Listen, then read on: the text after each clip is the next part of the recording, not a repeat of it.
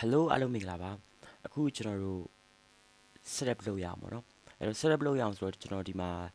.env မှာ MySQL ကျွန်တော်ပြောင်းထားတယ်ပြီးရင်ကျွန်တော် test database ကိုလာပြီးတော့ချိတ်ထားတယ်ပေါ့နော်ကျွန်တော်မှာ test database ရှိတယ်အဲ့ကောင်နဲ့ကျွန်တော်လာချိတ်ထားတယ်ပြီးရင် make sure ဒီမှာ php artisan migrate လုပ်လိုက်ပေါ့နော် migrate လုပ်လိုက်လို့ရှိရင်ဒီမှာလိုအပ်တဲ့ဟာတွေအကုန်လုံးdatabase ကို affect သွားပြီးတော့ဖြစ်လိမ့်မယ်ပေါ့နော် okay အဲ့တော့ဒီဟိုဟာလေးကိုကျွန်တော်လာကြည့်အောင်အရင်ဆုံးကျွန်တော်တို့ဒီကောင်လိုလိမ့်မယ် composer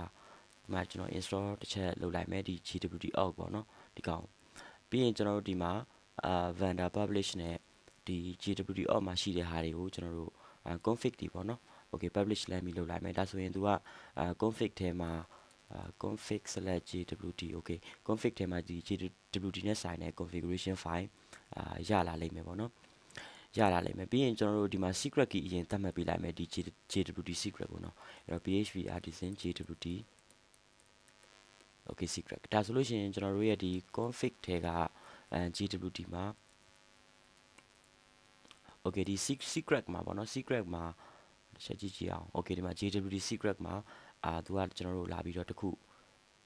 ဒီ secret key လေးတခုဖန်တီးပေးသွားတယ်ပေါ့နော် okay အဲ့တော့နောက်တစ်ဆင့်အနေနဲ့ကျွန်တော်တို့က API လဲကျွန်တော်တို့သုံးမယ် API သုံးမယ်ဆိုတော့ Laravel 11မှာ built in မပါလာတော့ဘူးကျွန်တော်PHP ဒီ install API တစ်ချက်API install လုပ်လိုက်မယ်လိုအပ်တဲ့ package တွေသူသွင်းလိုက်မယ်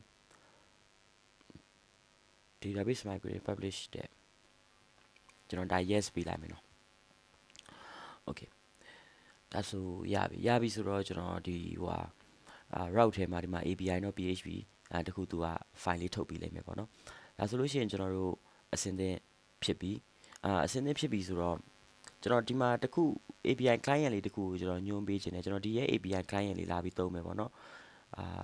DALEND API DST tester okay ဒါရိုက်ရှာလိုက်ဒီမှာ Chrome web store မှာဒီမှာ add လာပြီးလုပ်လိုက်ပေါ့နော်လုပ်လိုက်လို့ရှိရင်ဒီမှာဒီ UI လေးဒီ GUI လေးကျွန်တော်တို့မြင်ရလိမ့်မယ်ပေါ့နော်ဒါကကျွန်တော် test လုပ်ထားတဲ့ဟာ okay အဲ့တော့ဒီမှာကျွန်တော်တို့ကလာပြီးတော့ဆမ်းမယ်ပေါ့နော် okay တခုလောက်ကျွန်တော်ဆမ်းပြီးရေးကြည့်အောင်အဲ့တော့ API.php မှာဒီမှာ route get method နဲ့ select ကိုလာရဲဆိုရင်ကျွန်တော် function လေးတခု callback function လေးခေါ်လိုက်မယ်ပြီးရင် return response နဲ့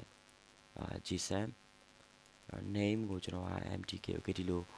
array လေးတခုကျွန်တော် response လုပ်ကြည့်လိုက်မယ် okay တစ်ချက်ကြည့်အောင်ကျွန်တော်